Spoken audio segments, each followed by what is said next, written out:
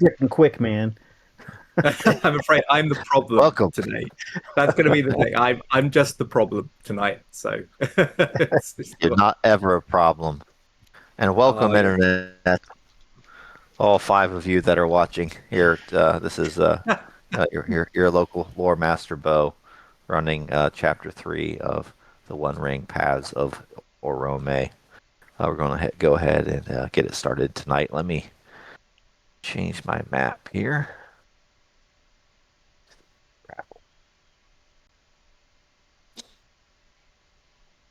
All right, brothers and sisters. Should be pinged over to the Gulf of Loon. Get up my intro. This art I had to put in there because as much as we use AI art in our games, sometimes it's just so ridiculous you have to use it. Oh boy. It's just kind of funny. Let's see here. Pro players. You should see that chapter 3 intro. Yay! I think you're meant to be stretching, but look at how Mar's right hand is the wrong way. The thumb is. Yeah. Mm-hmm. His wrist is twisted 180 Who degrees. holds a pipe like that? He's holding it like with the bottom of his hand. Oh, I thought it was a cup of coffee. Oh, maybe it is, but I guess. Yeah. I'm sure you're inside. I'm sure they're not making you camp outside, hedge night style. But anyhow, the flood has receded and a new day dawns. A spring day, a random weather. I did that. It's a misty morning, a day for new beginnings, and in fact, the 9th of April, 2965, of the third age of Middle Earth. As the company rises, they may reflect on their past weeks spent in Mithlond, the Grey Havens. For it was, 1 week ago, that Círdan, lord of this elven realm, decided that the shard of Himring was to be sent to Thorngil, lord and captain of the Dunedain, and with all haste riders were sent forth in all directions to befuddle the enemy. And so it is, with that relic of the first age speeding towards Thorngil, last known to dwell in Imladris, that destiny has called our company forth in a new adventure. Their questions beg for an answer. Why now was the shard uncomfort? And what evil men, or worse, were also seeking it? Does this relate to increased activity to goblins and evil men in the Blue Mountains? And an Easterling, this far west? Hogwash! It must be a fairy tale. And indeed it is. You wake in the morning, tell me how that happens and how you spent the last week preparing for the journey to come. I'll go over and change the art over to Mithlond. I'll let you guys take it away. And Wanderer, illness or no, tough week or no, we're just happy to have you here. Oh, thanks, mate. You're a star.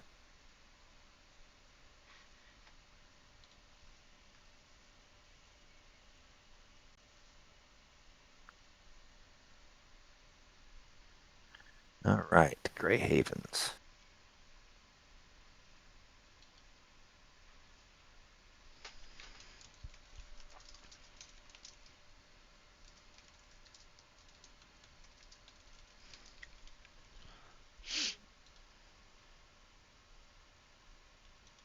All right, so you know what has happened. As in the intro, the Council of Círdan happened, and a decision was made to send that first age artifact, the Shard of Himring, to send it to Thorngil, aka Aragorn, who was last known to dwell in Arfindel. And so everybody signed off on that. A bunch of riders went out. But in the meantime, the three of you decided, listen, we need to travel to Himring, one of the last bastions of dry land of the First Age, that's far to the north and west. And why? I suppose you want to investigate where this shard came from, why it's suddenly become active, etc. So, let's just go from left to right here, starting with Halmar. Halmar, how have you spent the previous week Can you skip me? preparing? I'm getting a call real quick. Yep. Doc. Yeah, so End will make his way through the town, through the Grey Havens, and it's during this week preparing and planning that he has spent quite a bit of time now um, at his guild, the Order of the White Quill, and he's going over maps and he's going over the region, he's going over the area, the histories of Himdil, just so that he can figure out everything he can about the history and the territory and the area. Um, it's in this past week that his mind has been somewhat burdened by the visions of the volcano, the burning, the ash, the destruction that was seen in his visions. And when he can't sleep, he gets up and goes to the Order of the White Quill, and he reads and he studies. He pores over the old scripts and the scrolls, and he's transcribing what he can from the scrolls there at the Order onto what he has, so he can refer back to it and keep it with him. And between these moments of torturous sleep and studying about these things, still being a young elf, he confides in his mother that he's actually leaving, and that he was tasked by Círdan, the shipwright, to head north, and that he's going with a man and a dwarf, and that he cares for her deeply and he can't wait to see her again. But he's also excited for the adventure ahead. So he spends the rest of this time between her, his studies, and long nights where he sees fire and death and ash in his dreams.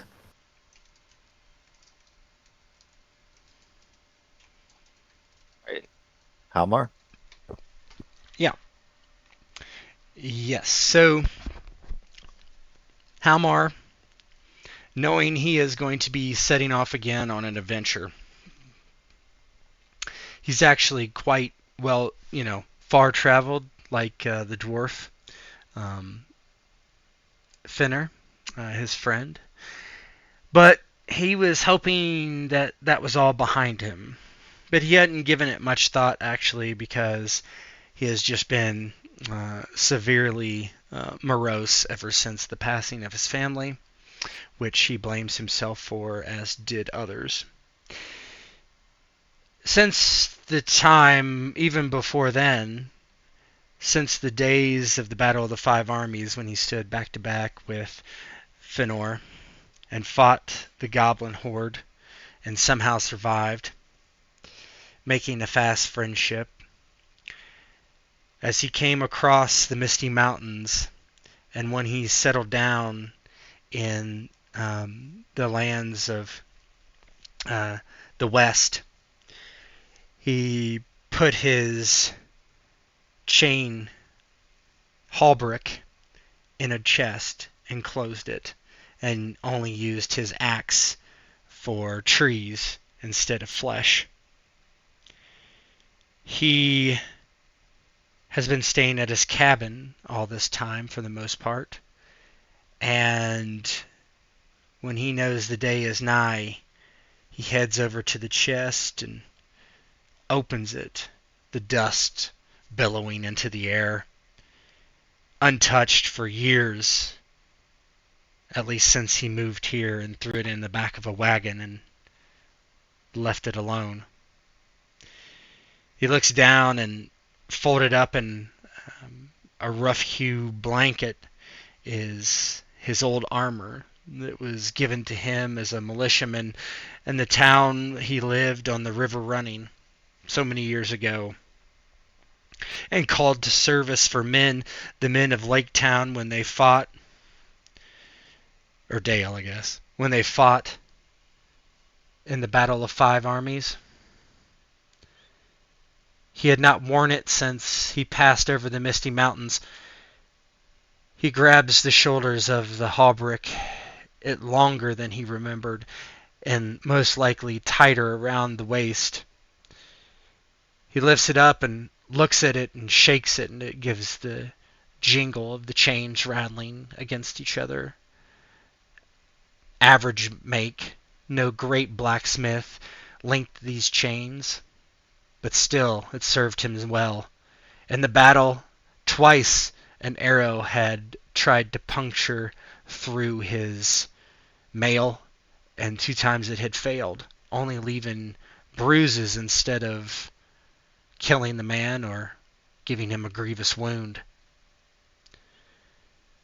He takes a deep breath and turns it around and slips it over his shoulders and his arms through, pulling on the skirt to pull it to his knees, where it hangs there without a belt wrapping it in place. He touches it with an unfamiliar stump of a hand and wonders why he has been called off to adventure and war once more. He thinks of atonement and trusts himself that this perhaps is a way to right past wrongs, save another family, save another person that deserved it, where his own fell by his own hand in the madness that took him those years ago. That's it. Cool. Stellar. So Finur does what he often does in a town. He's always a little bit unsettled when he's not out on the road, because that's where he really belongs. But he settles in easily to the company of others, particularly other dwarves, and that's what he does here. He spends most of his time in the dwarven guest house outside the gates. And there's quite a few people he knows, or at least has encountered. He's got a lot of acquaintances, few close friends. And he spends time with them. They come and go. And again, he does what he always does. He asks for news. He offers to help people. He agrees that, if he ever runs into so-and-so, he will give them a message. But as he does so, he's always searching for news of what's happening on the roads. But he's also quietly trying to encourage people to, when was the last time you when was the last time you visited your kin in the east? Or when was the last time you went to see so-and-so? He encourages people to maybe make that journey they haven't made in a long while, to basically stay connected, because that is his abiding fear, that the realms of the dwarves are not just fewer than they were in ancient times, but they're also more isolated. And that isolation, he fears, makes them weak. And he is greatly troubled by the shadow he perceives falling over these lands, and particularly with what he's seen of late. He doesn't fully understand this shard or its significance, and to him it seems, potentially steeped in magic, but not as pressing a problem as the encroaching evil men and goblins that he's seen in the mountains. But he trusts that wiser heads than his have seen them to be connected and So it's a little bit of a journey of faith that he's going out on. He does worry that perhaps he's doing the wrong thing, that perhaps he should do what he can on the roads, but he also knows he's one person. So outwardly, he's light-hearted, he's sociable, and he chats. But his mission continues, and he is more troubled than he lets on.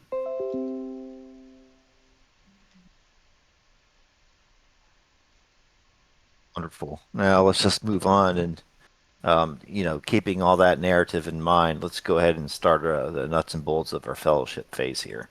I have a little macro that I'm going to bring up for my own use. Continue. Good. All right. So the duration of this I'm going to put on here was 7 days.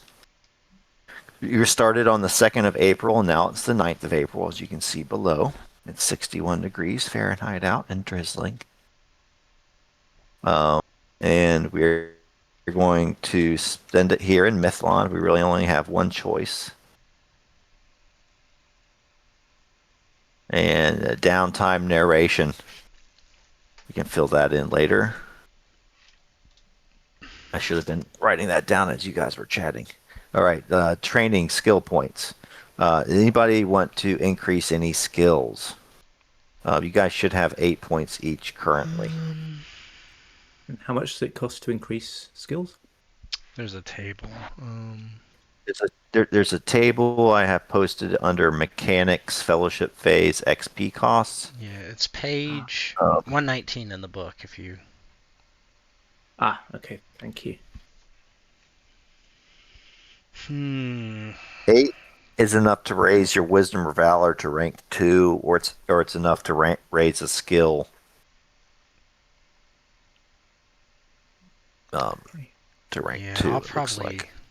I'll probably do Wisdom or Valor, honestly.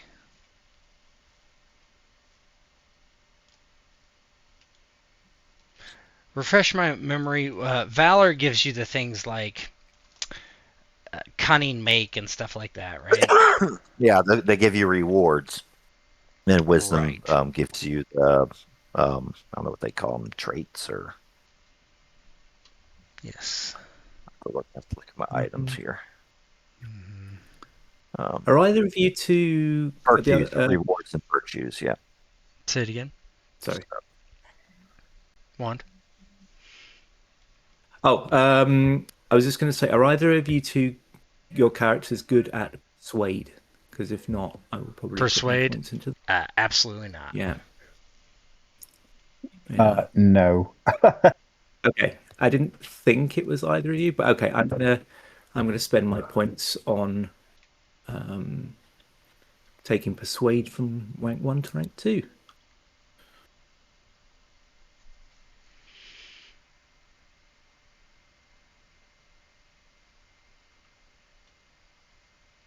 That fits narratively with what you've been working on. Yep. Okay.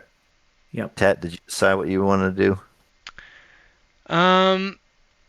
I need to look at the woodland people. I'm going to take a virtue, but I just don't know which one. It's either going to be, if I take one from the book, it's probably going to be dour-handed or hardiness. But I need to look at the Wilderlands book to see if there's anything in there that I would rather take. But I'm going to take wisdom for sure. So put me up to wisdom too. Just bump it up. Then when you decide which one you want, we can just drag it onto your sheet. Yeah, it might not even be on there because it's from one of the splat books, right? Just give me a minute. I'll look through there real quick. I just gotta grab it. Have you thought about it at all, Doc? Yeah. Excuse me. Yeah. So Arfindel, in his studying, like I said, he was learning the histories and learning the maps of the area. He was, just kind of going over all the information he could from his guild, maybe from some other longer-lived elves, and he was getting everything he could to retain the memory of ancient days. Hmm. which is a virtue for the elves. Long centuries and uncounted generations of men seem but a little while to the elves. Your memories go back to a time before Eriador became desolate, and your knowledge of the land is returning to you now that you are traveling again outside the boundaries of your realm. And although Adenduil is a young elf and he hasn't actually started traveling yet, it's in his studies and his conversations with longer lived elves that he is gaining this information. So I'm going to take the virtue memory of ancient days. I can drag that onto your sheet. Oh, yeah, please. That's on there now. And now I'm setting your wisdom to 2. Boom. So that should use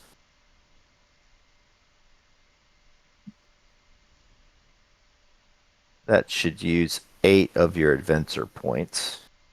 Yes. So I want to put that to 0. Still have 8 skill points to use if you'd like. Uh, That does too, technically. If you wanted to, but you might want to bank more points for skills. yeah, I'm actually going to bank those 8. Um, he spent his time uh, studying and going over the maps and getting the history of this first age land, and he didn't have time to focus on any of those other skills. Nice. I'm taking dour handed. Dour handed for you. Yeah. It's better to take hardiness later when my wisdom is higher. Because it Grab goes that up by for you. 2 or your wisdom rank.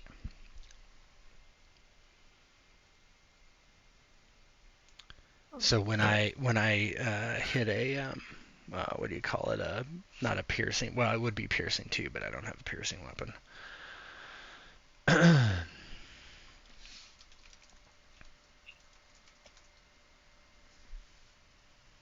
Yeah, add +1 to damage on all heavy blows and +1 to feat die on a pierce That's pretty good. That's really good. to your strength Your rating. wisdom's 2. Yeah, so your adventure point should be 0. Mm-hmm. 8 total. Or are you just going to bank the skill points? I For skill points I might, because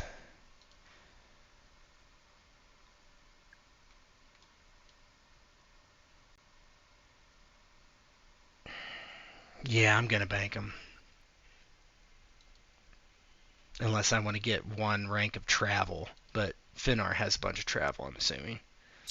Yeah, yeah. Anything He's else you got want? 3 in. He's got 3 in favored. Does Oh, Finner want to do yeah. anything else as far as growth or training? Finor, I think, is going to while he's among the elves, he's going to do something he's been curious about for a while, which is learn just the basics of swordsmanship. Um, you know, he wants to be a little bit more versatile in defending himself. So, you know, just like he knows the basics of archery, he's going to, you know, just learn the basics of defending himself with a sword. So I'm going to spend 4 points on swords, rank 1.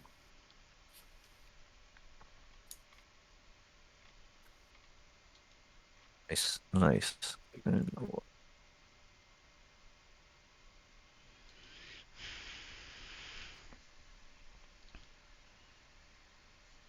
Okay. Then everybody, hope recovery. Everybody receives hope recovered equal to your heart score. I think that'll probably everybody will get back to full on hope, right? Yes, That should. Yeah. I will. All right. I was only down 2 hope, so Yeah, I was down 1, so That was also. Shadow removal. I'm Yeah, gonna that's what I say need. you guys marginally interfered with the shadows. Only 1 point of shadow removal for free. that's all I need. I still could use 2 more. And wait, then wait, we wait, need wait. a comp. I'm sorry. Hold on. We get to get rid of 1 shadow. Is that what you said? Yes. Yes, sir. Yep. Nice.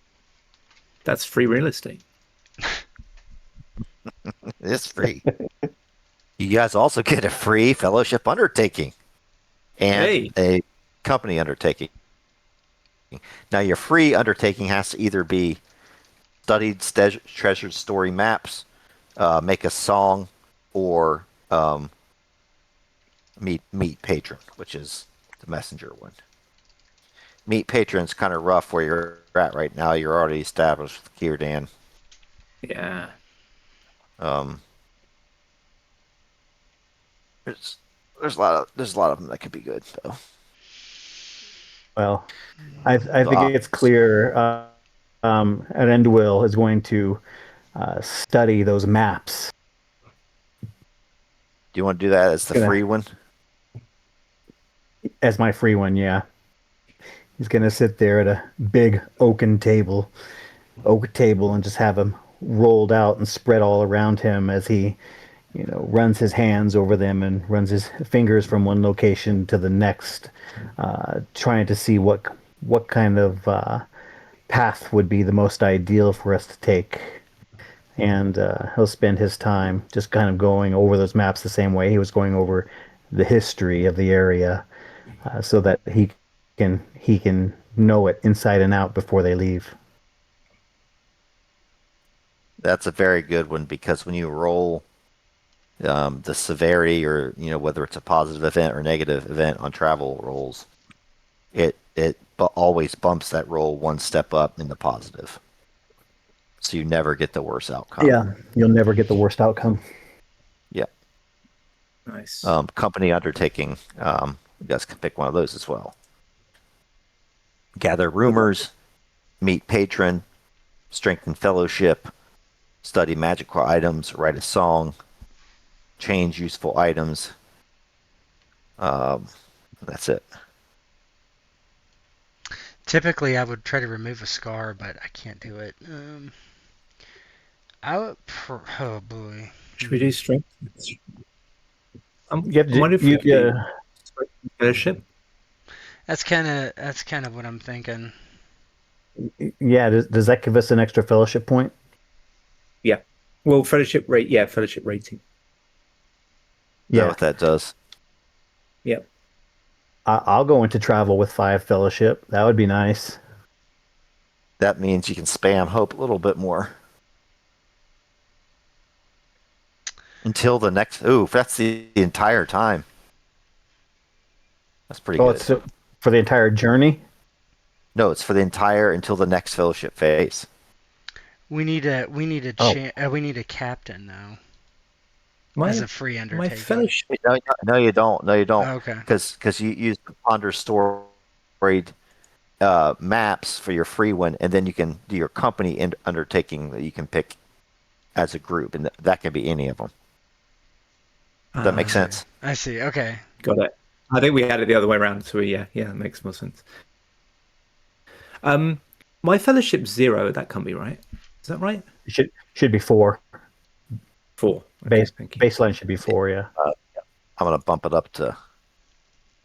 Yeah, mine was 0 too. I think you have to Just a probably bit. set. I said it. Because we're miserable buggers. That's why. I'm gonna increase that to 5. Cool. I'll do that. And I want to say +1 to Gravel event type rolls, and +1 fellowship points. Save. In this macro I made for my journal, I can even attach art to it. If somebody wants to get me art to include, I can include that as well in the future. But I'm just going to skip it for now. Say skip. And there should be a very hastily made fellowship phase log in the journal area.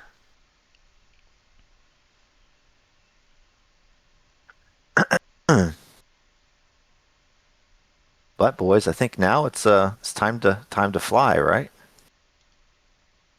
Fly, you fools.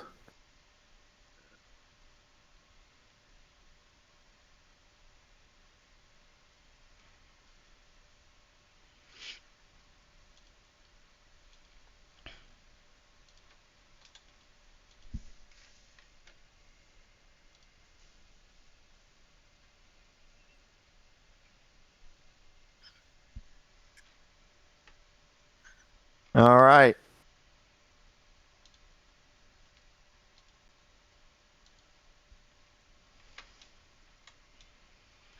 Now, let's see. If everybody goes over to items, you should have access to something that says Mythlon to Forlond. Items where? Yep. The briefcase icon towards the right. Okay. Yep. Oh, nice. And this is basically a sheet that helps keep track of journey as we go along. So we're going to start filling this out, but let's get some role play first. Let's go. Let's go. You timed that very well with the music. Somebody give it to us. Somebody give it to us raw and wriggling. I don't hear any music.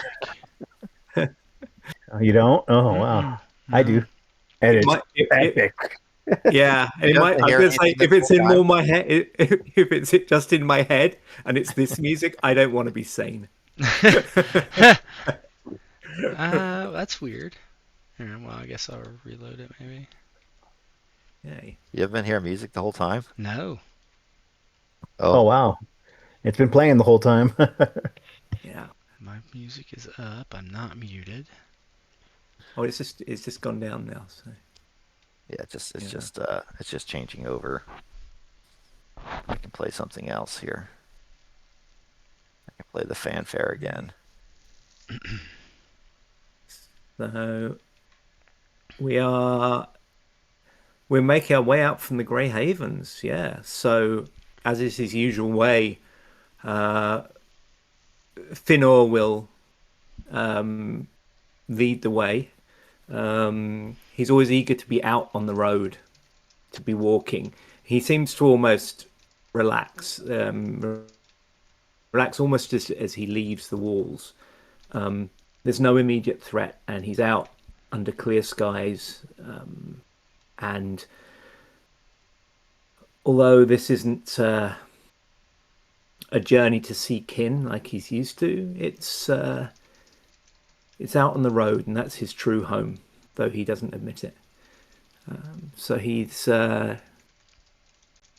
doesn't have a long stride, being a dwarf, but he is tireless. So he sets a steady pace and just keeps going mile after mile after mile. And I'm setting you, Finur, as our guide, so you're going to be making the travel rolls on this here journey. Cool. Did you get that sound figured out yet? Yeah, it's going. I just reloaded.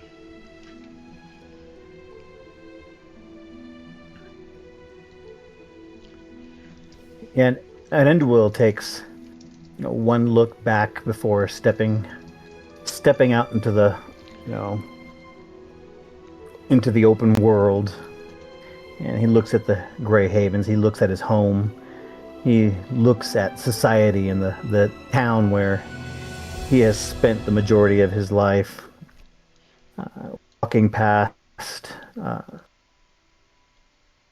the uh, the guild where he does his studying was a little bittersweet as he thinks about all of the knowledge and the words and the letters and everything that he's walking away from to finally set out and do something that his heart has desired for such a very long time. And now that he's doing it, he's worried and he's frightened. He thinks about his mother, who he's left back in their home. He thinks about some of the people that he's gotten to know, and he takes one deep breath and turns around and doesn't look back anymore, following behind Finur. He shortens his stride just a little bit to stay with Finur and all of his partners, Halmar, and he sets out, light in his heart, but still concerned and worried and excited, and he happily follows alongside these other two, hoping that he can pick their brains along the way for more stories about the Battle of Five Armies, so that he can fill in all the spots, all the empty spots, and all the questions that he has about his, this particular interest of his. But he sets out and he's excited for it. Finur at some point, sensing something of his initial hesitation, says to him, "Think of the open road ahead, lad. And the warm hearth may be behind. Given long enough, it will be ahead as well. Roads always lead you home in the end." When he says that, Elendil smiles. "Yes, Master Dwarf. And you're right, it is the warm hearth that we leave behind that I particularly am thinking about, but also the warm heart of my mother. The warm candles of my guild. The warm sounds of my kin laughing and talking in the city. All of that warmth and all of that love and emotion that I'm leaving back there to follow in these footsteps to a place that I never thought I would be, doing something I never thought I would do. It is bittersweet, and it is worrisome, especially with the visions that were brought to me before this journey. But I know that what we're doing is the right thing. We have the blessing of our patron, and I have two stout friends at my side. How could it be anything but the right thing to do?" Finur nods and smiles, and then winks at him and his stomach and says, "What shall you calling stout, lad?" And grins. And then looks back to see how Halmar's doing. For the first bit of the journey, Halmar walks alongside the two of you.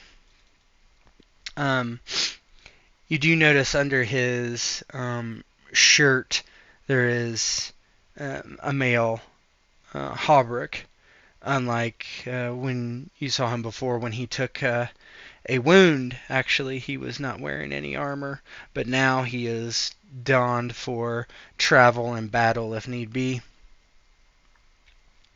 As you start getting a little further away from the Grey Havens, he takes it upon himself to walk a good bit ahead of everyone, scouting the way, finding the best way to move through the area. Where there are not roads, he finds paths of least resistance type thing. And he mostly stays quiet to himself. Um, he will give the elf some reassurance as well, and he says, "Worry not.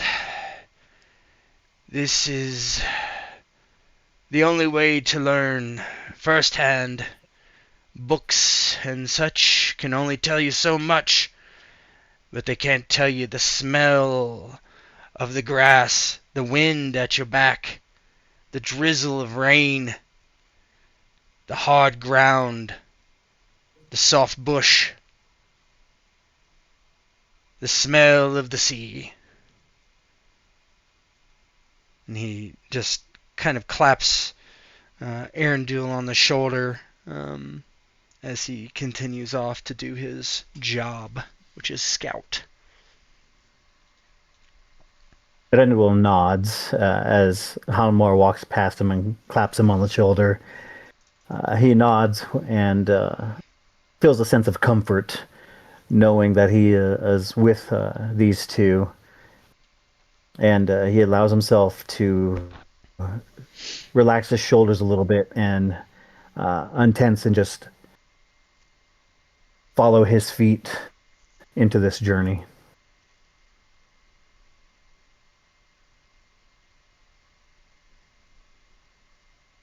Right. Let's start with the rolls here. Okay.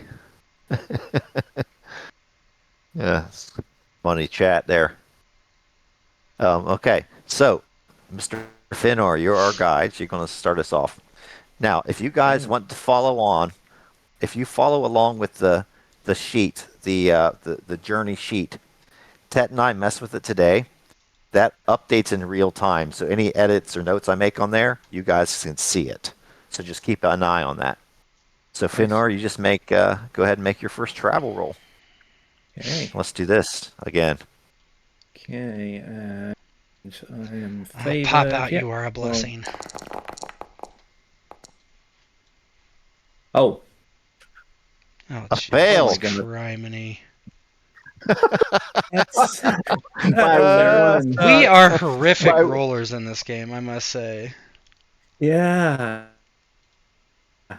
Wow, what did I get? 4-1-1. The 10 and 2 on the thing. Okay, but then my difficulty is quite high. I think that's what it is.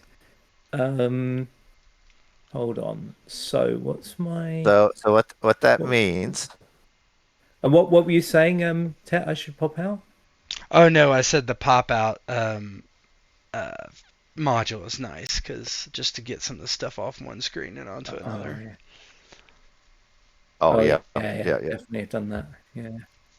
So that means the first travel event in the spring happens 2 hexes.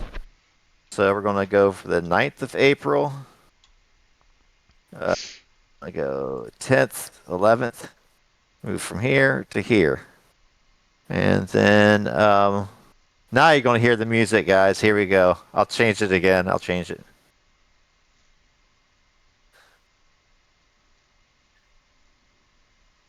And it's raining again.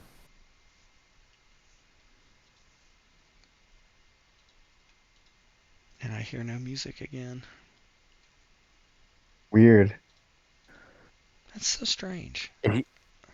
If you ever don't hear music in one of my games, something's wrong. It's something's wrong. Here, I know what I'm gonna do. I'm using Firefox. I'm just gonna use. Nobody watches our games anyhow. All right, 11th of April. Here we go. I want to roll our first event target. We're in a borderland. Roll.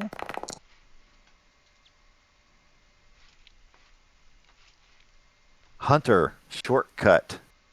Shortcut. All right, who's our hunter? It's me. Hold on, I'm reloading.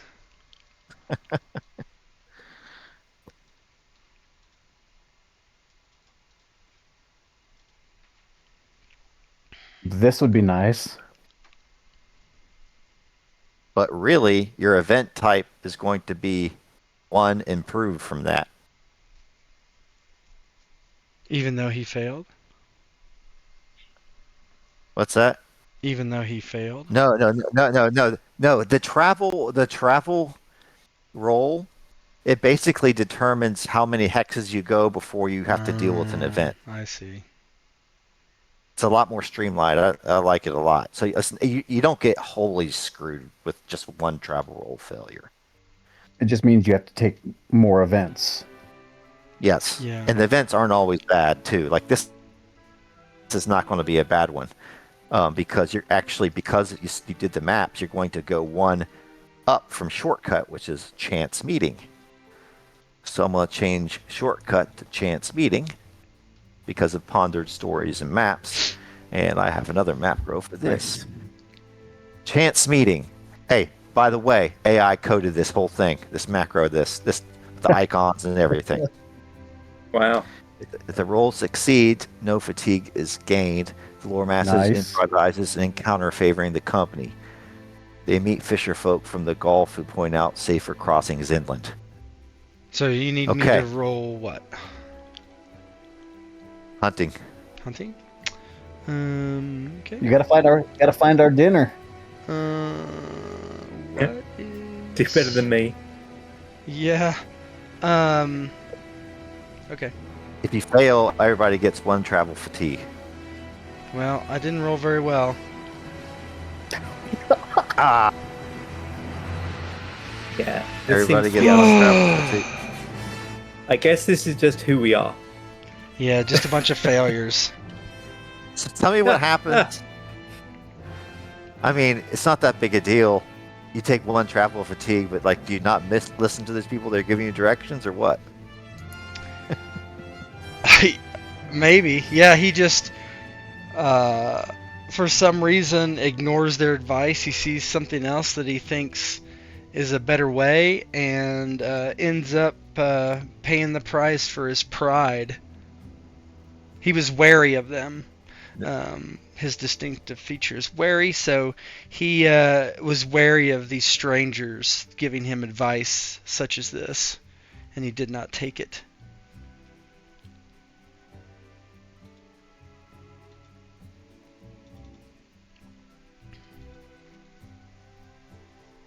And so you can see in the journal as I'm typing. Mm-hmm. See how it says Halmar ignores the advice of local fisher folk. No harm is done, but a day is spent going out of the way, and so everyone sleeps poorly that night. Yeah, I don't see it. that. I don't see it pop up. You might have to save that one. I might Before have it to save pops it or up. something. Yeah. How do you save it? Is there not a I wonder if maybe There we go. It popped up. Yeah, now. I see it now, yeah. And your travel fatigue should say 1. Yep, it does. I had to put Halmar on there twice. Yeah. Okay. So let's go back to our map.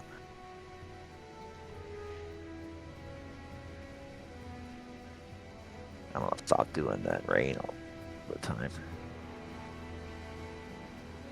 Earth travel map.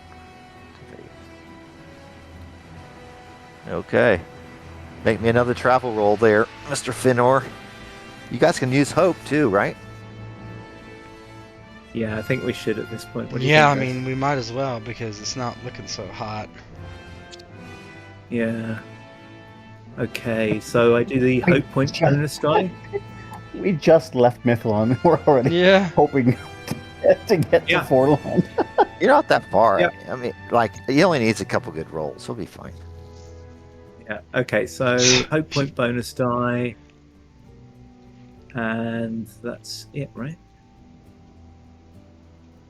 No, that's better. That's better. So now what happens 3 hexes from now? So April 12th, 13th, 14th.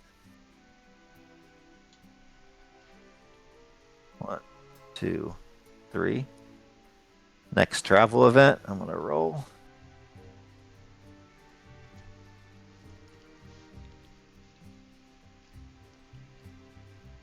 Oh, jeez. Ill choices, but it goes up. It goes up one, so it's going to go up to mishap. It's going to land on the scout. Let's see what happens. That's me too. I'm Mishap. explorer. Is that what I'm rolling or? Yes. So if I fail, I get 2 travel fatigue. I see. Okay. Okay. No hope on this one. Nice. Great success.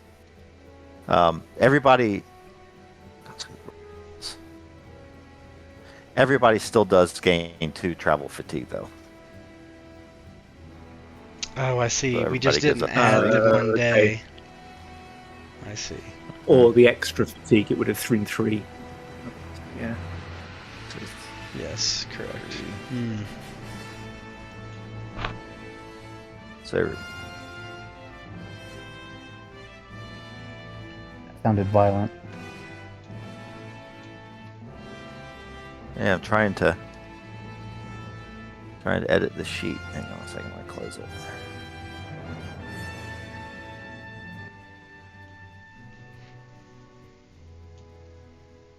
I like how Travel it fatigue 3, okay. keeps track of the events.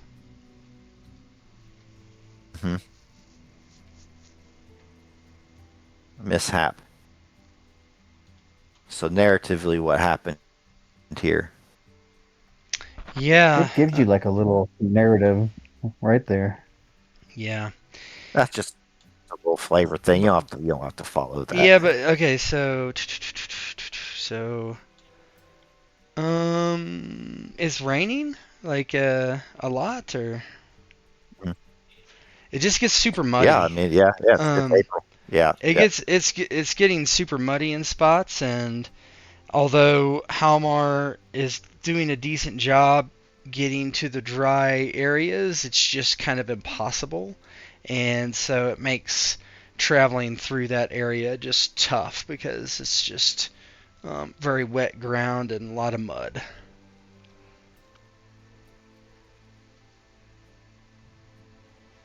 right.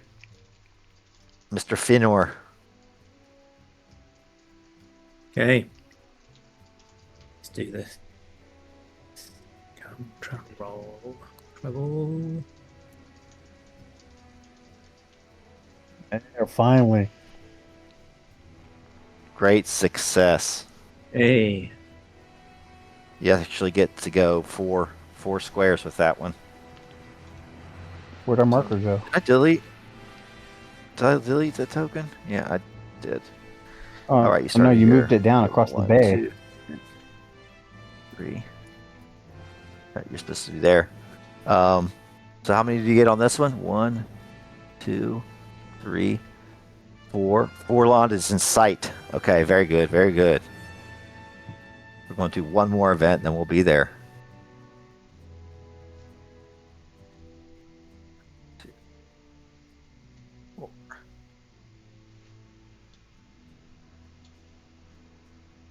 1, 2, 3, 4. It's drizzly out still. It's raining a lot.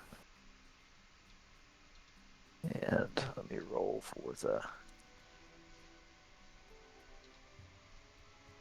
first one's a failure, right? Yep. But we've moved on from that. No one's thinking about that now. It's fine.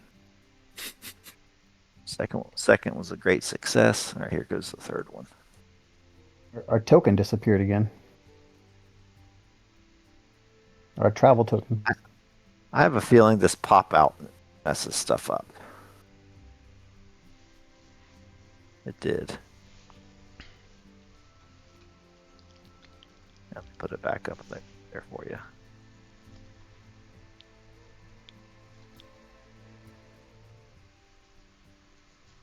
There you go.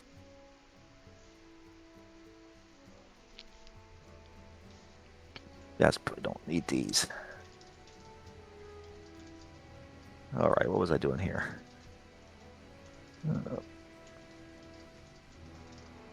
I was rolling the last travel event, right? That's what I was doing. Mm-hmm. Here we go.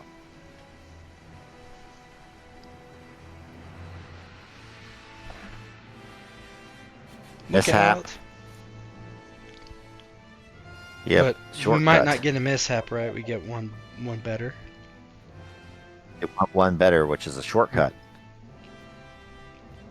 Who's the lookout? What's that? Like a picture? stock. That is me. Is that dead again? Well, no, No, no. because Visuals I always- mean, what the shortcut would be always me gonna be though, Doctor if we're Dead. doing that one, right? Oh, okay. Because it's not Shortcut actually is- mishap anymore. No. It's the target. That's just the type of event. The target is the target. So when it rolled and it says lookout, that's the person who makes the roll. Oh, no matter Event what? type is Okay, just cool. the event. Yeah. yeah. Lookout is which skill? Awareness. Awareness. Okay, so is that you? Yep. Cool. Oh, that's Doc. Yeah. Okay, you are the lookout. I'm sorry. That is Doc. That is Mhm. Doc. And so this will be for shortcut. So let me bring up the shortcut one. So it's going to be for. Here we go. If roll that succeeds, was that. length the journey by a day. Oh, this could bring us into the city.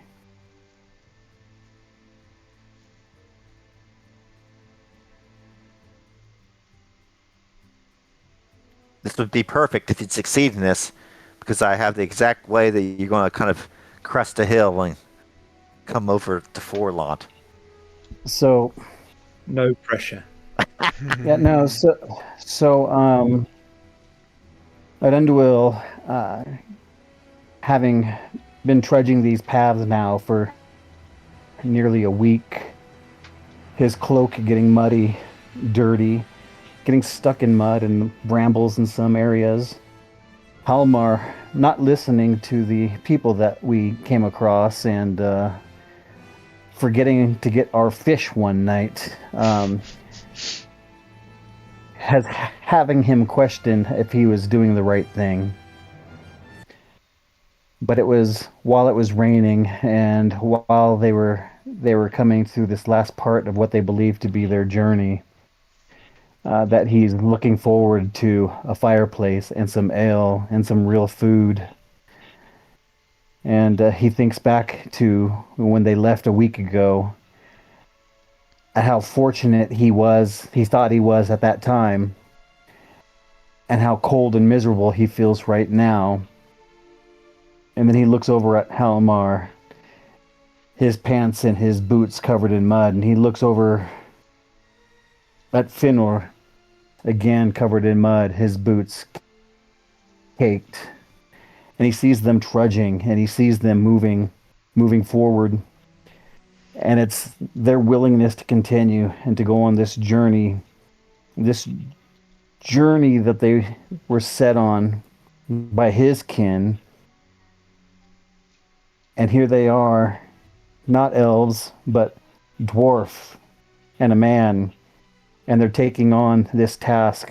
They're putting themselves in this rain, in this wild, covered in mud, feeling hunger. And he's enheartened and he's smiling inside as he knows that he's in the right company. And he wants to keep his wits about him, and he's looking all around himself, looking on the horizon, the skyline, the brush, the plains, and he's taking a deep breath of the wet air, and he's letting it fill his lungs as he watches these other two power forth on a journey that by all rights shouldn't even be theirs. And he looks.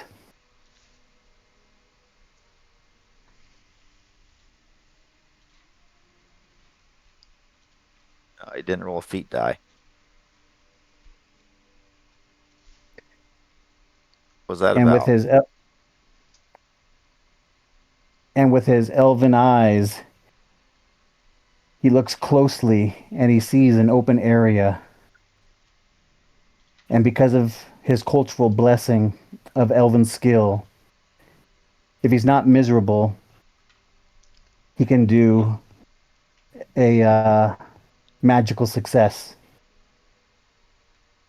And through the rain and through the mud, he finds a small, clear opening that he walks towards. Wouldn't have been seen by anyone else. He walks towards it and he pulls the brush back, and there's a rocky, stony area protected from the mud and the rain, and it leads to a shorter path down a hill, and off in the distance, he believes he can see the city. He calls to his friends. Almar, Finur, I think we might have found a faster way to our destination.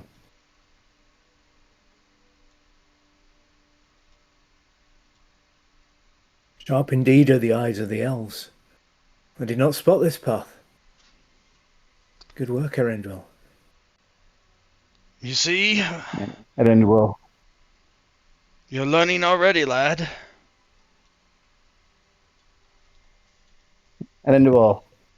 stands up a little straighter and his chest out a little bit as he can't help a smile escaping from his face. And he brightly and happily holds back a brushed area, the branches, so that his friends can pass through what would have been hidden to anyone else. And he feels pride in being able to help in this journey.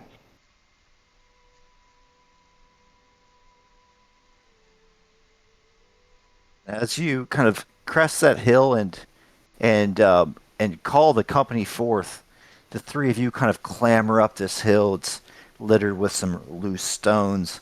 There are a few elm trees blocking your way. You get your way through those, and there's like a copse of firs. And to you, Halmar, and to you, Finur, that have been in battle, it's almost as if you hear the high ringing notes of horns blaring, of trumpets, and you even hear the flapping, that signature crack of a flag flapping in brisk wind. And you're the first one to see it, if you do believe your elvish eyes, Arfindel. You see as you kind of crest this area down in the valley across the plain, you see a bright shining city that must indeed be Forlond, and it's as if there's a great host arrayed on the field. You see tents erected and hundreds, if not thousands, of horses arrayed in bright and shining armor and insignias of different houses of the elves, and you hear the singing sounds of beautiful voices lifted into the air. And then, as your eyes even adjust to it, it seems to fade away, and those forms seem to kind of fade in front of you and flow into the sea, leading just a barren field with what you see like a dozen scattered tents in the field below, and the flags are just a shadow of this vision you have just seen.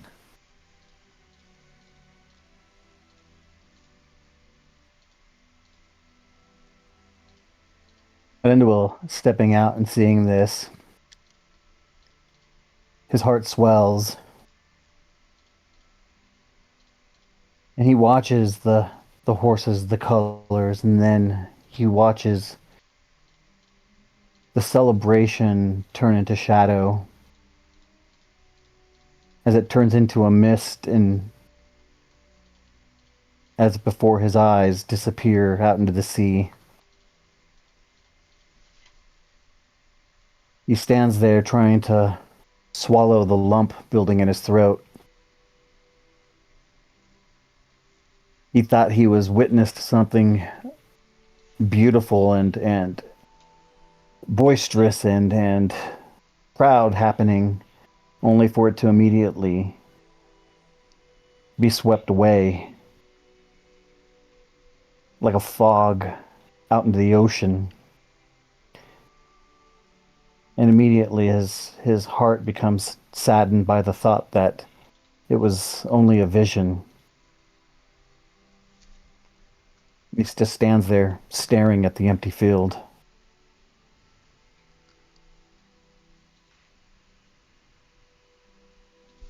You all right there? You seem like you Um, seen a ghost.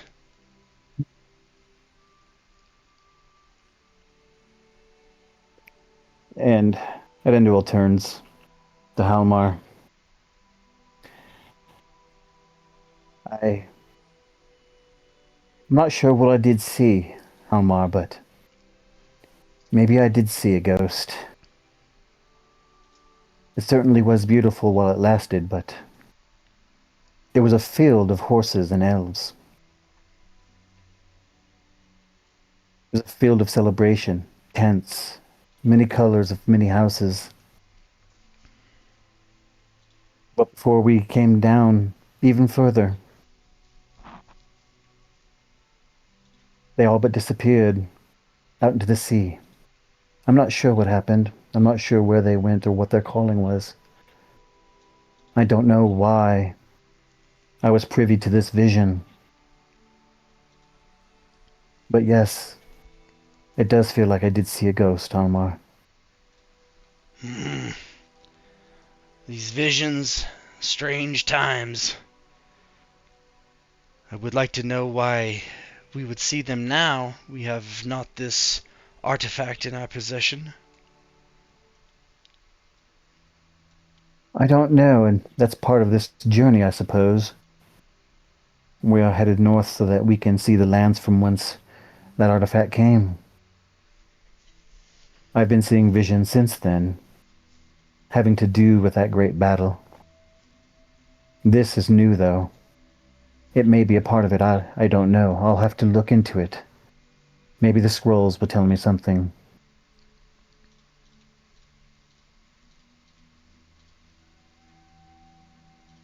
Arfindel, can you make me a wisdom check? Good thing you just spent a point on it. And if you fail, get yourself a point of shadow as your heart is heavy, knowing that you've just started life in elvish terms, but the power of your people was fading into the west. And with it, the beauty of And it. with Halmar standing next to me as my fellowship focus, his hand on my shoulder as encouragement. Inspiration. If you choose to use a hope, it is doubled. Yep.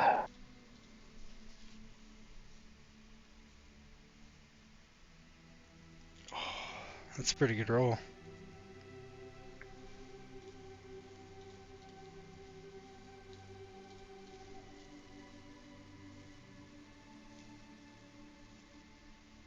We Nice. say to Halmar.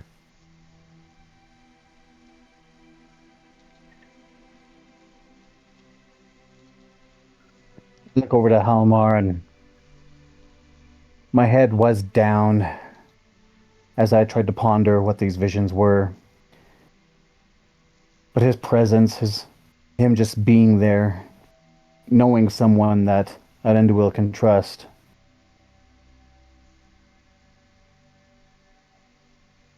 I just want to thank you, friend, for taking this journey with me. I know you're taking on a lot by doing this, especially for people that aren't even your kin. It warms my heart that you're here and that I'm able to do this with you. I take No. comfort in knowing that you're going to be here. Oh, worry not about it. I had not much else to do. And Arfindel smiles and chuckles at that. Well, I guess this is as good as anything else if you've got nothing else to do then, right? He smiles and nods. Worry, it is all fine, lad. It is hardly a bother. He just seems awkward in taking praise like that. And Finur, who's encountered this with him before, chuckles to himself and kind of claps him on the back. Says, well, I see friendly hearth ahead. Shall we make for it? And he smiles at them both.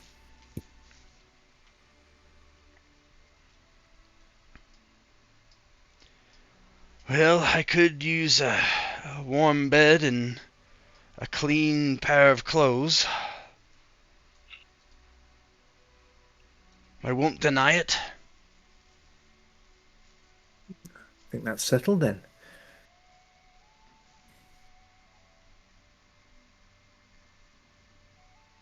As you do that and crest over, go ahead. And I was just going to say, and Finno nods and starts heading down in that direction. Yeah, as the three of you kind of crest over the hill, you see that kind of group of 6 figures down in the field that seem to be doing drills. They get closer and closer, and chief among them, the tallest and seemingly the fairest of hair, kind of stands up and starts to walk in your direction.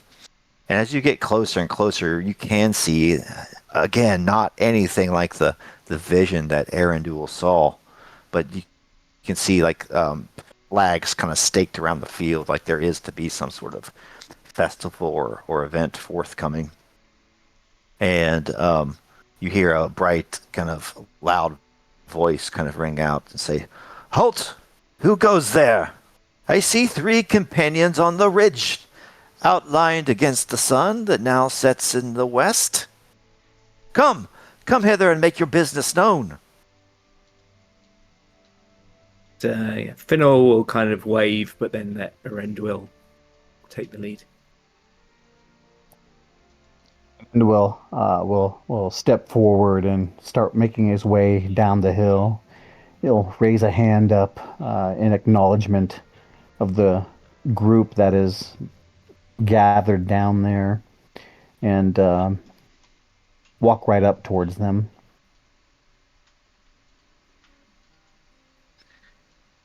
As you kind of walk up towards you, you see this like really tall elf. Can you give me Arfindel? All of you could probably make this. Give me a lore.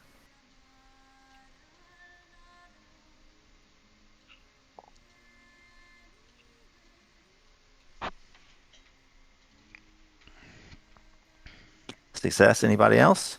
I'm not going to be very good at this. But... Yeah, me neither. Tall, regal looking elf. Just not rolling. Yeah, tall, regal looking elf is all you know. But because as he starts to walk forward, you've noticed or been in contact with this elf before. This is none other than Arfindel, the Lord of Forlond. Ancient, powerful, noble elf. He has distinguishing features of fair, fierce, and lordly. You know, Arfindel, that the kind of tenants of this area for Lindon are descendants of the House of Finarfin, and so very, very old bloodlines reaching back to Beleriand, kind of mingled with some of the Grey Elves from this region as well. And now it dawns on you that the second week of spring every year, there is a grand tournament kind of held in Forlond, a festival called the Festival of Finarfin, where it's more pageantry and singing and songs and poetry than anything else. But it seems to be, you put 2 and 2 together, that these folks are out kind of planning, getting ready for this thing.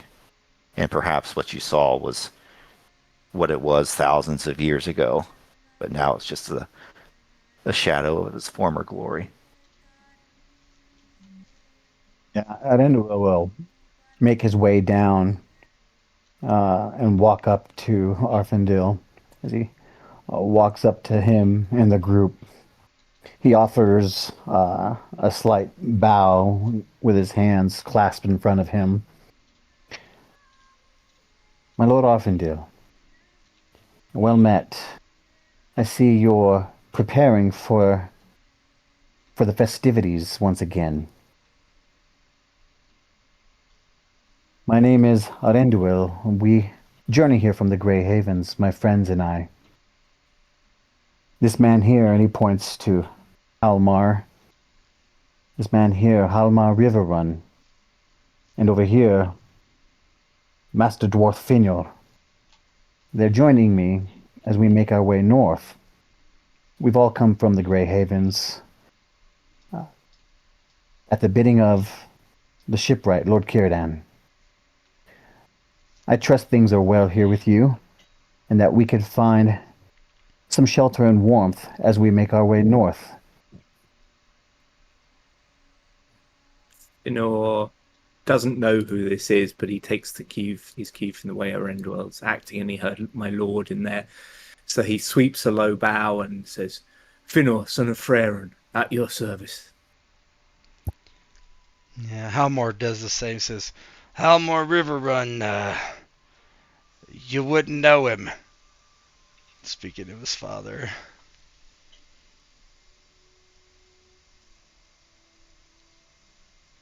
Yeah, Arfindel kind of looks at the three of you. Does one of the three of you give courtesy? Not me, please.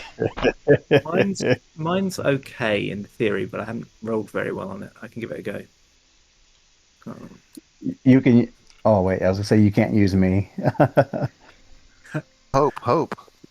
I've got 2 and favoured, so I'm hoping it will be.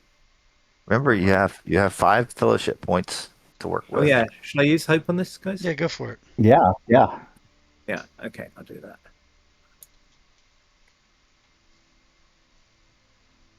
Nice. Oh, that's very good. That's very good. And he kind of looks at you and looks very lordly and stern, and then looks to the elf and the dwarf and the man, and he says,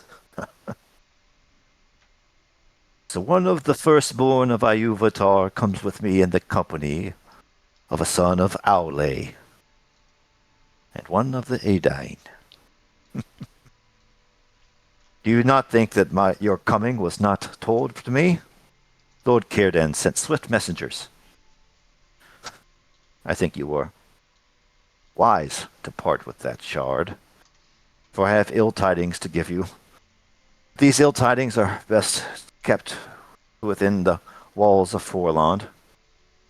For now and for the next day, rest, refresh, and rejoice. But make not yourself too much of a bother. As Arendelle, he kind of gives you a nod that he knows who you are, Arendelle, with a courtesy roll. Arendelle will see that you are not a bother. If indeed, in fact, you feel that you have been a blessing to our people, I will send you on your way with blessings, but I do have ill tidings as well. I will see you on the morrow.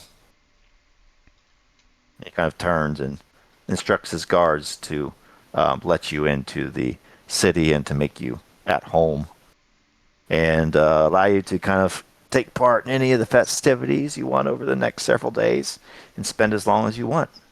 But he wants to meet with you before you leave. As his retinue there guides us into the city, they walk up to us, and will kind of nod to them. Brothers, thank you for your courtesy.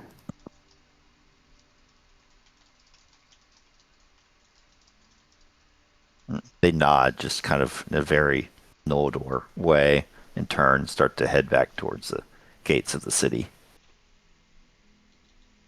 And Arendelle, for the first time, other than when he found the shortcut, kind of takes the lead, and he follows right behind them, and he looks back at Halmar and Finur, and he motions with his hand like, "Come on, come on!" Like we're in. Motions with his hand to follow him, and he follows behind the group as they head towards the city.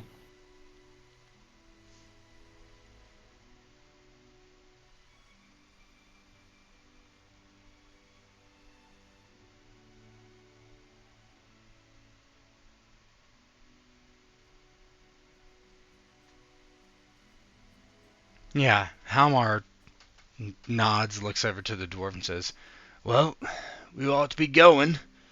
The clean boots are awaiting."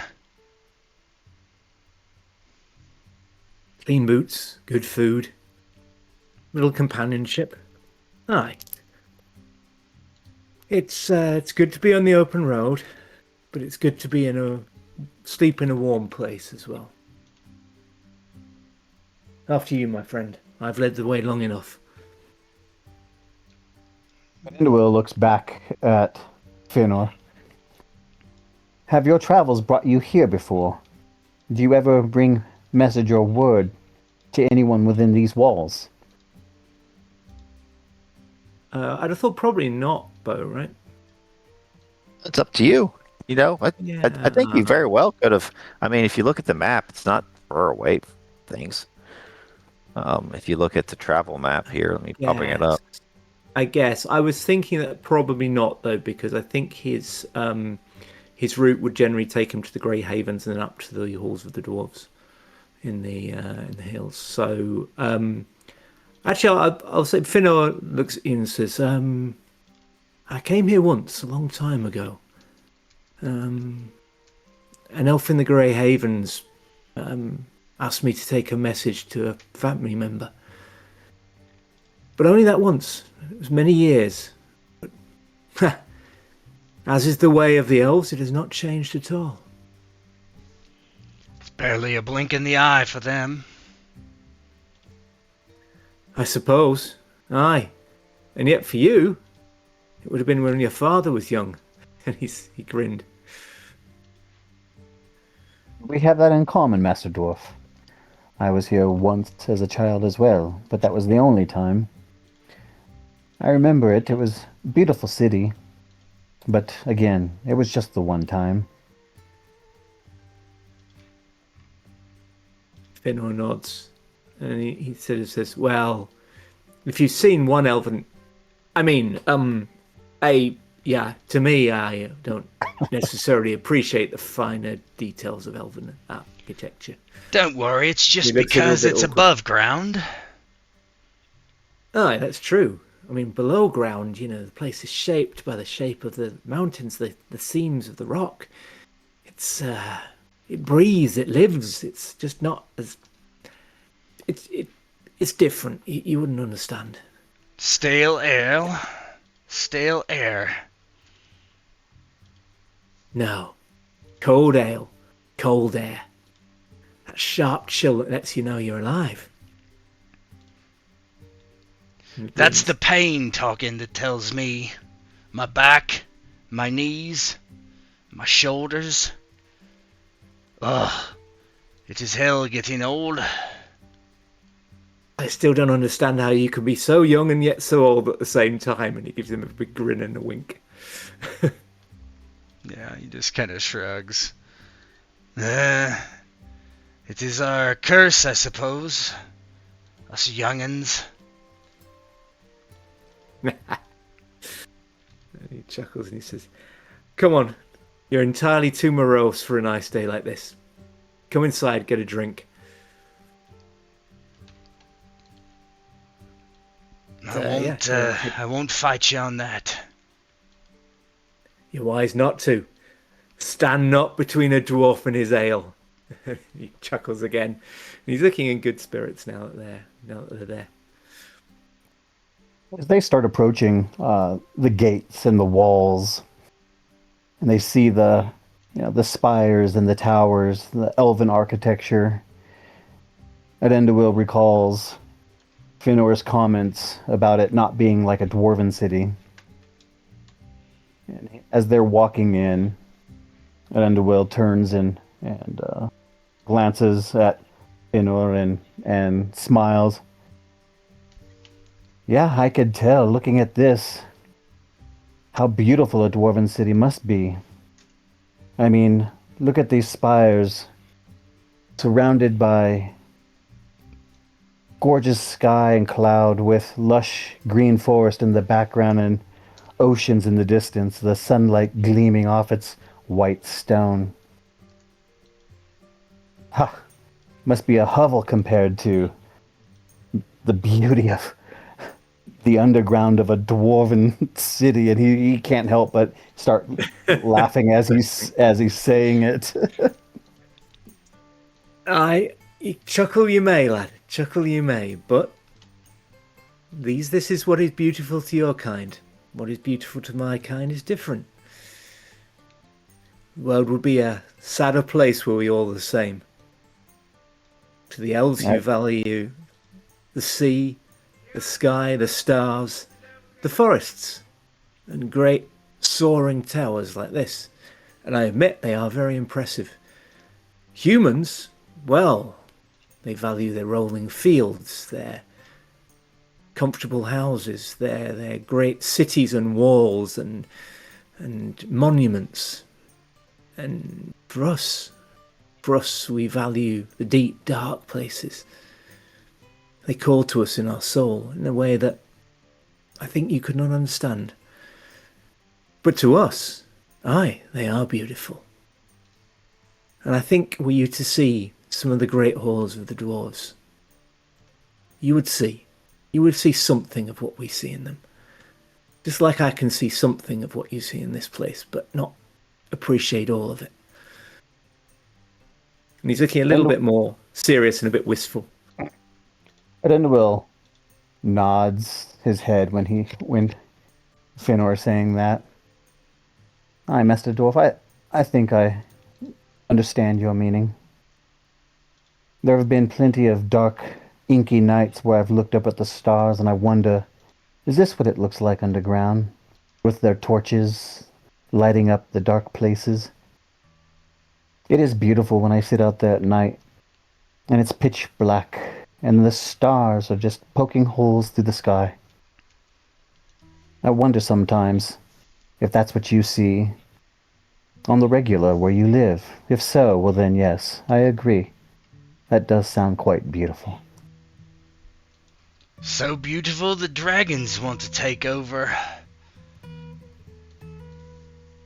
Oh, he frowns and scratches his chin. He goes, "Don't drag up those memories, lad. Come on, night's too young for it. And despite what you say, so are you." He tries to bring back some of his previous good humour, but it's obvious to all of them. It's gone.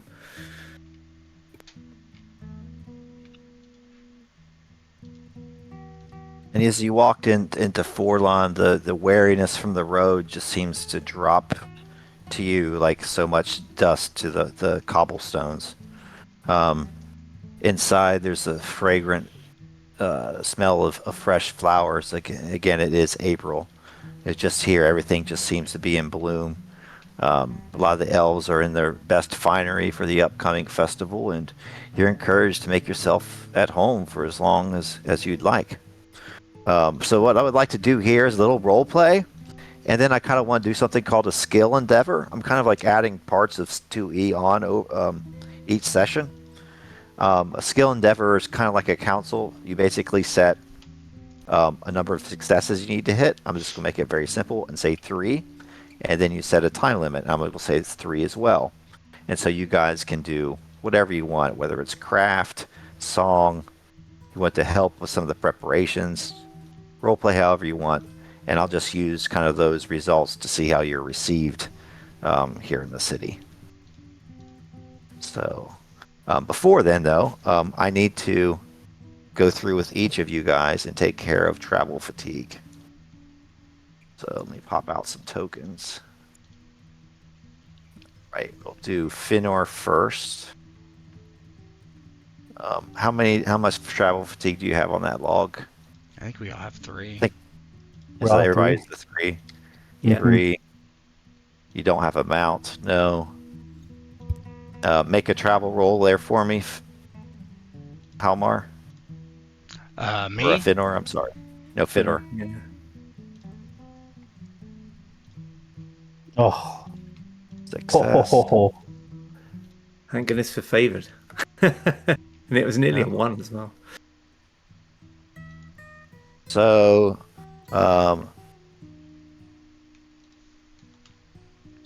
start fatigue, no mount reduction, -1. So your final fatigue should be 2. And now it will clear 1 per prolonged rest, so 1 per night after that, in a safe, sheltered refuge. So everybody's pretty much going to be the same. So if you guys want to each roll travel, Arindul and Halmar, because after the journey's over, everybody you get a chance to like get some endurance back. You said right? travel? Yes.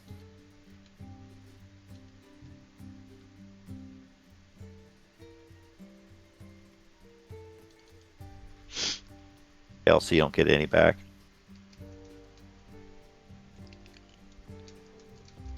Yeah, I mean, don't have anything in that. Arindul. I rolled. I got a failure. Okay, you guys don't get any back then. So, all right. So we're going to go to the next morning, 19th of April.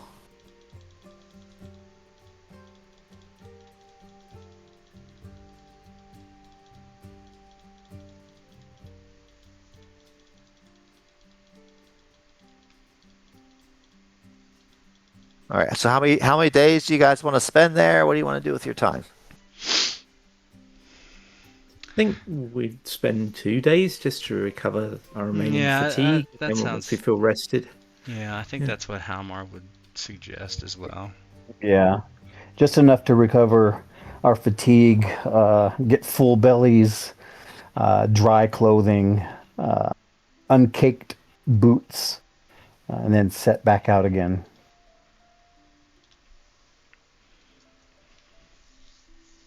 I was messing with the music. So what? 3 days? 2. 2. 2 more.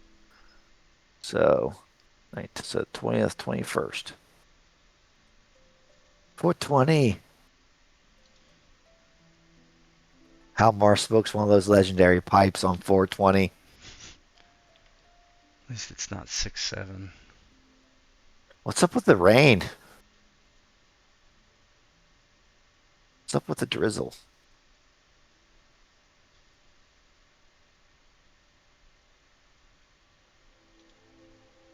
Pull up some art.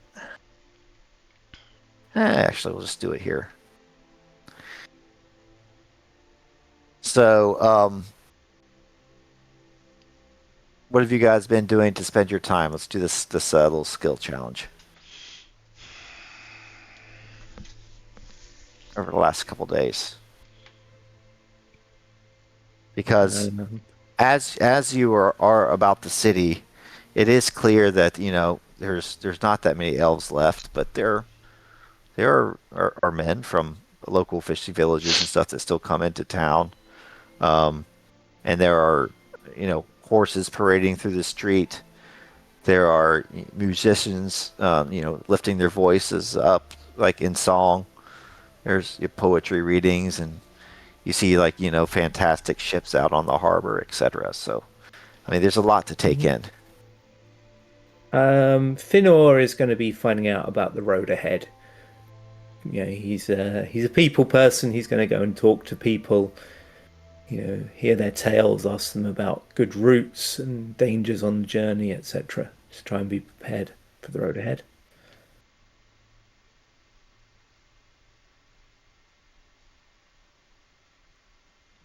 Yeah, Arendawil is splitting his time kind of between day and night.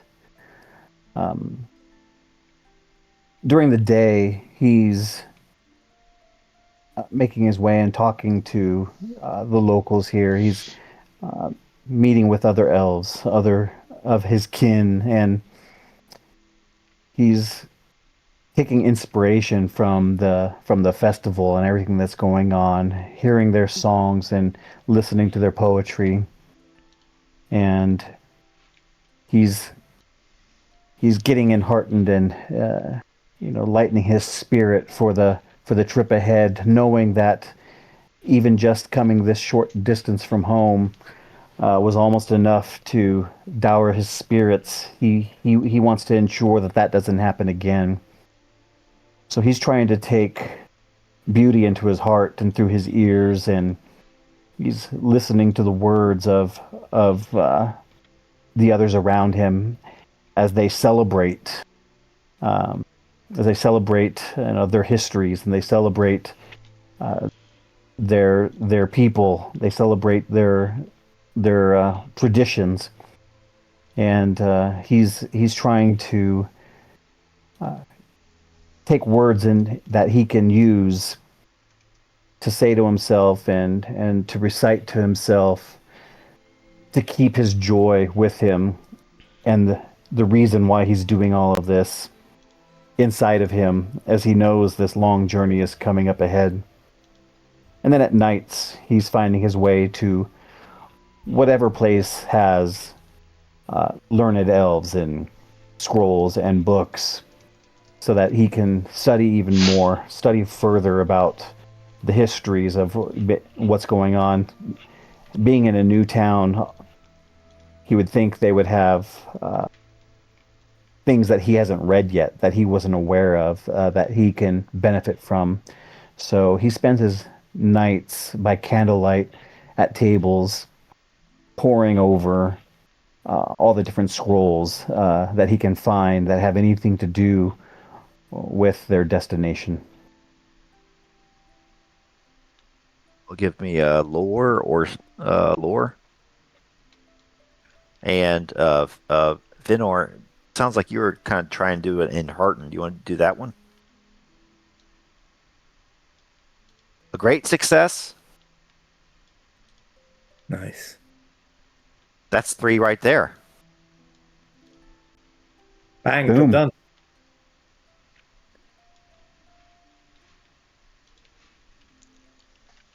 That's 3. Awesome. Elves don't sleep much, so Okay, so what did you figure out here? Okay, I'll let you figure out. All right. All right. So, with all these first stagers in town, so you get talking to a lot of these elves, and they start kind of spilling the beans to you, Arundel, that, yeah, what a lot of the mariners and the people that are, the shipbuilders along the coast, they're reporting that there's a lot of black ships sailing up and down the western coast of Middle Earth as far north as the Bay of Fortshell.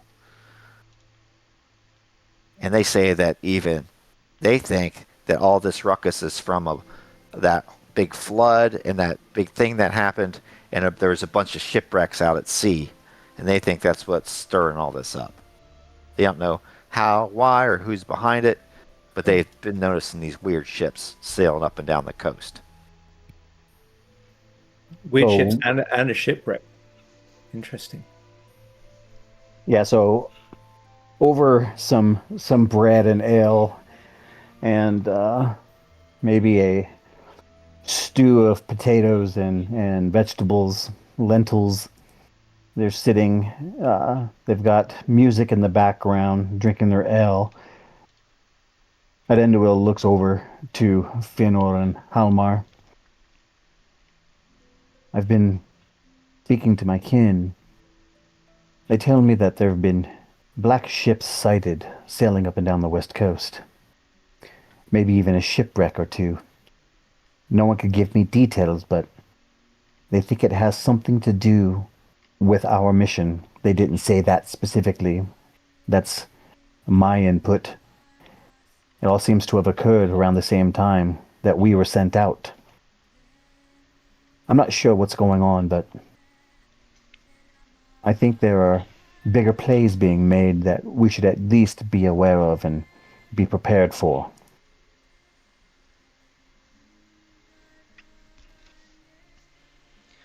Well, ships would explain how someone could travel so far so fast.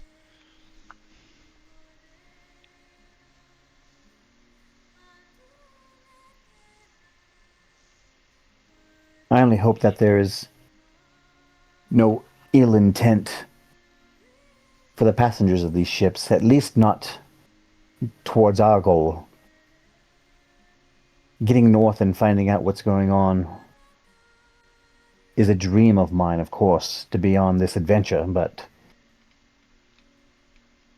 pirates or corsairs are not something I want to come face to face with.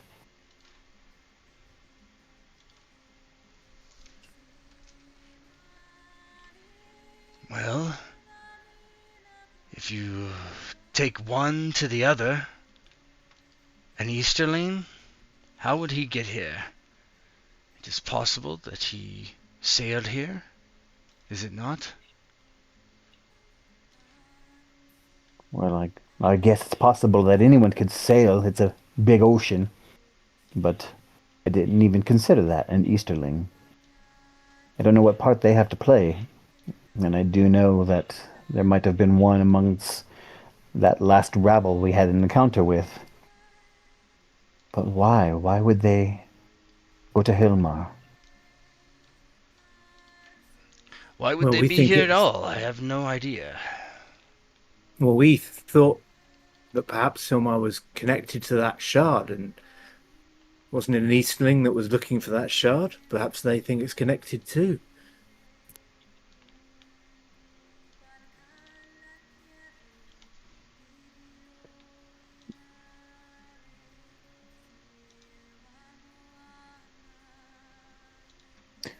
Well, I couldn't say. I just know that we best keep our wits about us, keep our eyes peeled and on the horizon, and especially once we hit the coastline, be very aware of what's lurking out in those waters.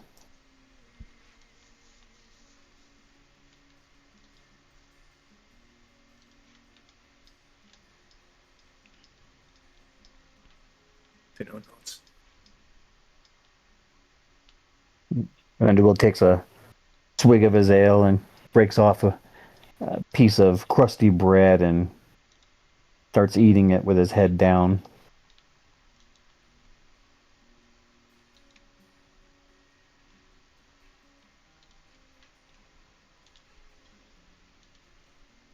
Anything else? I don't specifically. Then you will go on and meet with the Lord of Forlond before you leave, and then we'll maybe call it a night. Okay. So that last morning, you have a hearty breakfast and prepare to get out on your way. Again, the weather unfortunately is overcast and drizzly. Um, you get all of your equipment ready and um, uh, what was his name? Arfindel. Find him. So many elves.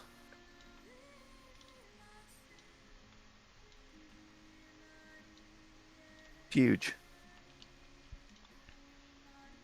Arfindel kind of bids you come to his a gatehouse, kind of that's near the wall where you came in, and that's where you would exit, of course, as well. And yeah, you see what must be just a shadow of the glory of the elder days, as there's a parade kind of going out of the gates, and some of the elves are exiting in their like extremely fine armor with their either dark or gold locks kind of flowing behind them and trumpets blaring. And as you kind of go up into Arfindel's gatehouse, you see him kind of bent over what looks to be like some sort of workbench, kind of examining what looks to be a bunch of broken artifacts or something or other that seems to have been smashed for the most part.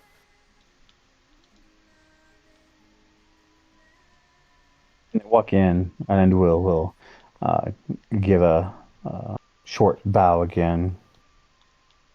Master Arfindel, thank you for greeting us before we head out. You wanted word with us. I do. Please, sit. And I will not offer drink, or at least nothing strong. I understand you have a long journey ahead, and I do not want to delay you much longer, but I do think you would like to hear what I am going to tell you. And Underwell Finur will. looks. I was going to say Finur looks momentarily disappointed at the mention of no strong drink, but he gets over it. And It is not to Underwell your will. liking, dwarf. Because the sun yet is not yet past midday. But return from this journey, and we will share a libation together. I would not wish to be ungracious, your lordship. I am merely fond of a drop of ale.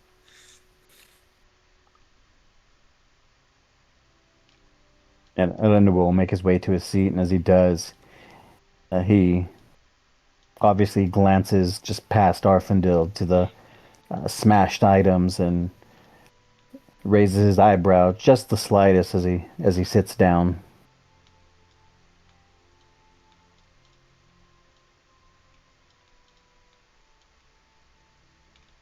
Kind of looks at you and he smiles and he says, "Ah, Arfindel.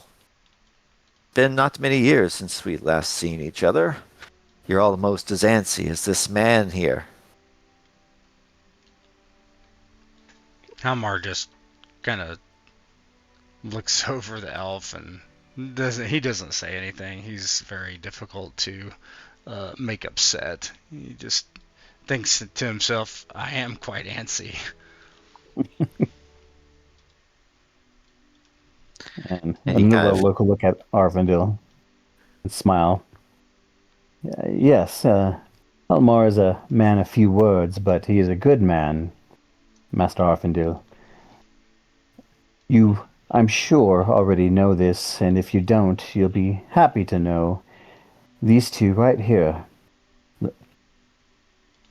Master Finur and Master Halmar here, are both veterans of the War of Five Armies. They fought hard and have seen battle, and now they take up this journey for our kin to aid us and assist us when they don't have to. I think Halmar would noticeably groan at the like the compliment of it, and he's like, oh. Just he stays quiet, but is like, oh, you didn't really need to say that.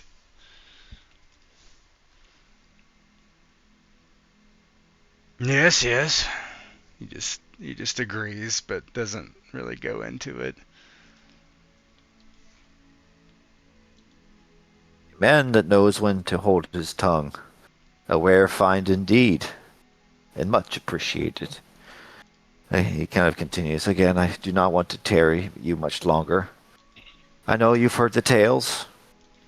You've heard tales of the Easterling that terrorizes the western shore of this Middle Earth, no?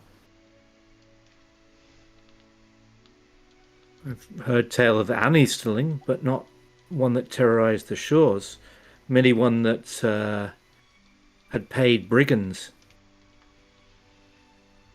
We did hear word of black ships on the west coast, following the shorelines. Is this what you speak of, Master Arfindel? One and the same, I'm afraid. And I know your destination is Himring. And he kind of turns and looks at the scraps of metal or whatever it is on the table behind him. And he says, Himring is only evil and hubris come from there now. It is felled long ago and lays in ruin. My people's time is fading. Go there if you will, but what concerns me is what is happening to the people around there. Rumors of unrest, slavery, worse, at the hand of this gore lost to the storm. Be careful. Would that I send you aid, but it is not our time, and this is not our fight. I can send you with... He kind of looks down from his balcony and directs you, and you can see like 3 really nice horses down there, kind of awaiting and getting all dressed up for you guys. And then he kind of points to the table and moves some things aside, and he has these 3 really nice kind of elven cloaks. It's dangerous to go alone. Take these. And he said, may you wear these on your journey. And he looks outside, and of course it's drizzling. And he says, these will keep you from prying eyes if you are near the coast. They reflect the light of the moon. If it is raining, foggy, even elvish eyes will have a difficult time seeing you. Well, it certainly has Arfindel been raining quite a bit. Arfindel stretches his hand forward onto the table and touches the elven cloak. Master Arfindel, you do us an honor. Thank you. Thank you very much.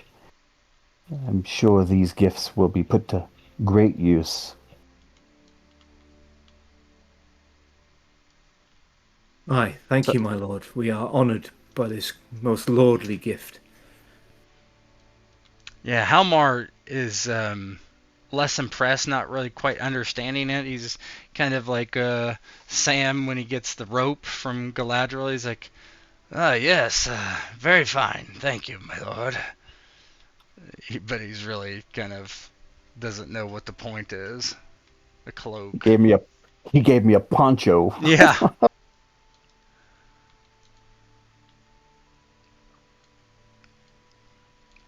Arfindel kind of smiles and nods. He says, remember your task. Were we not for treasure, for relics or artifacts, the past is fading all the sooner. But the people up there, bring to them what aid you can. If any fire is left in the hearts of elves, since... Well, he's kind of thinking to himself, since Círdan gave away that ring. He's kind of fierce and proud about that, and probably resentful. So he's kind of hoping you rally the troops up there. So he's trying to pump you up before you leave.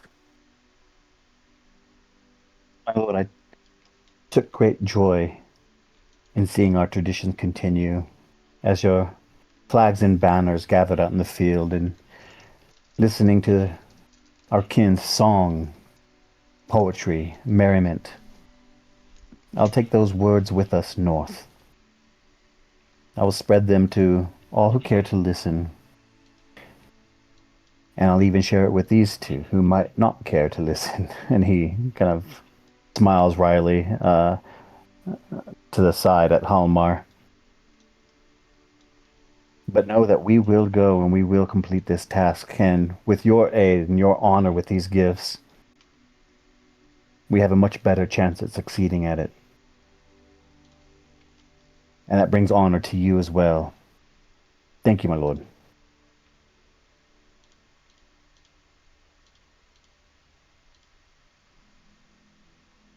Anything else?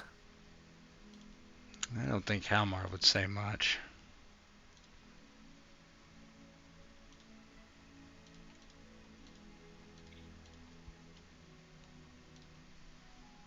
Anything from Finur? No, not really. He's not really used to receiving gifts like this, and he's a little bit uncertain of how to react. So he is very thankful. He thanks him several times in different ways, and in between, kind of covertly inquires of Rendwill of like, these are alone, right? We're meant to give them back, right? This isn't. He hasn't just given them to us, right? I mean, I don't want to be ungrateful if he has, but I don't want to assume he's given it to us when surely he's just lending them to us, right? What's going on? And we'll look over at Finur and say, I'm sure he does not expect them to return to him.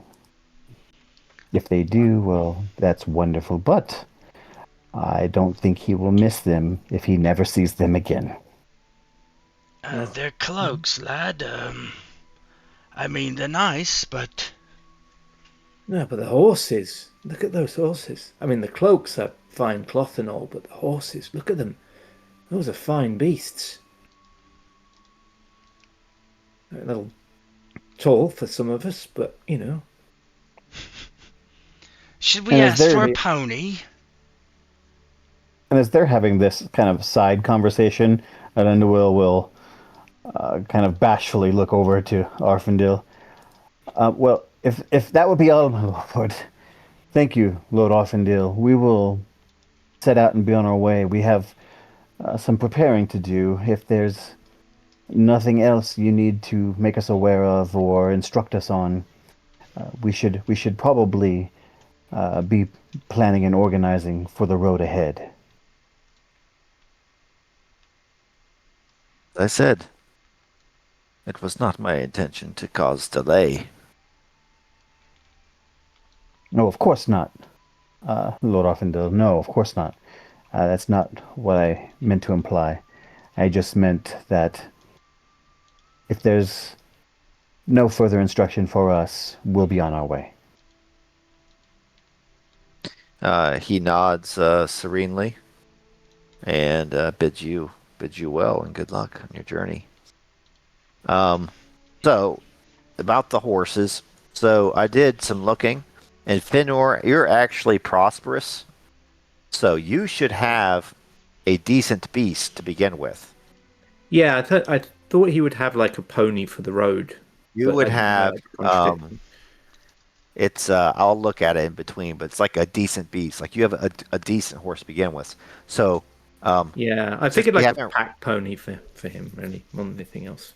Whatever you want, but whatever it wants rules wise, we'll increase it by 1 step is what he gave you. Oh, nice.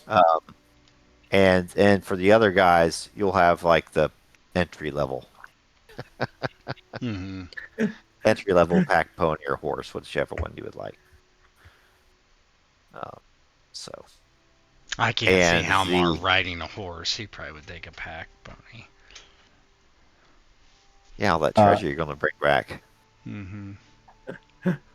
Arfindel will take a horse. Yeah, you're such precious. And then looking at items, the gray cloak of Gulf Mists. I'll drop it on your sheets here. Cool. Look on your sheet, Finur. It says, a lightweight shimmering cloak woven from sea silk and Ithilien threads, gray as loon fog, which blends seamlessly with shadows and water. +2 dice to stealth and +1 to travel rolls in coastal/wilderness hexes.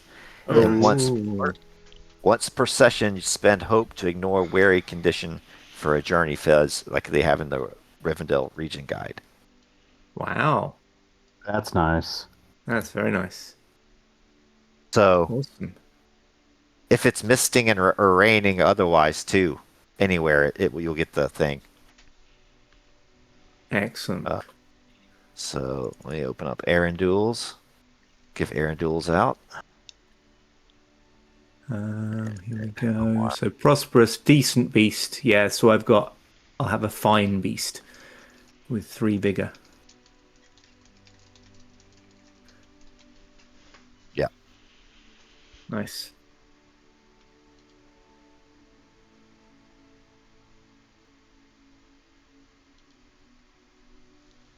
Well, for Finor actually, he was already thinking that his pony was getting quite old, so he'll say a fond farewell to it there, and kind of find someone who'll let it out to pasture, kind of thing, and Glue. yeah. So you're gonna take it to live on a farm upstate, right? Yeah. And, so yeah, that's what he does. He tries to find his pony a good home, and he's sad to see it go. But in his long life, he's had to say goodbye to quite a few ponies. So it's a fond but not overly sentimental farewell. Your pony these first 3 sessions has been like Doc's dwarven bodyguards in the last camp. Oi. I should have had a bodyguard. Still bitter.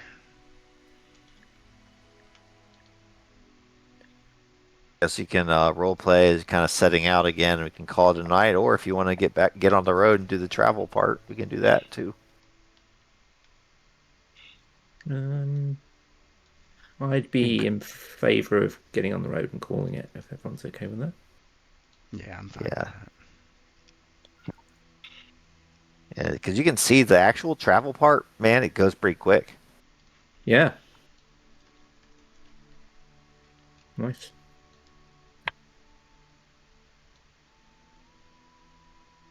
Okay. I think that's it. Stop recording. All right.